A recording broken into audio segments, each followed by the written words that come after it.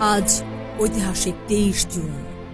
ভাষা আন্দোলন ও মহান মুক্তিযুদ্ধ থেকে শুরু করে সকল আন্দোলন সংগ্রামে সামনে থেকে নেতৃত্ব দানকারী দেশের প্রাচীনতম ঐতিহ্যবাহী রাজনৈতিক সংগঠন বাংলাদেশ আওয়ামী লীগের ৭৪তম প্রতিষ্ঠা বার্ষিকী।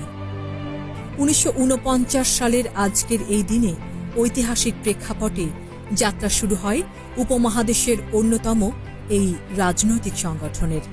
বাংলাদেশ আওয়ামী লীগ শুধু এদেশের প্রাচীনতম ও সর্ববৃহৎ রাজনৈতিক সংগঠনই নয়, বাংলাদেশের রাজনীতির মূলধারাও। স্বাধীন বাংলাদেশের অভ্যুদয় ও আওয়ামী লীগের ইতিহাস একই সূত্রে গাঁথা।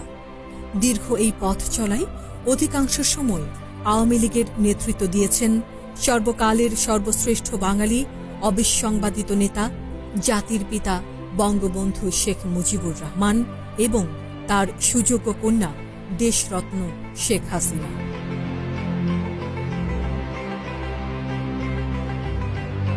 আজকের এই দিনে জাতির পিতা বঙ্গবন্ধু শেখ মুজিবুর রহমানের প্রতি রইল বিনম্র শ্রদ্ধা।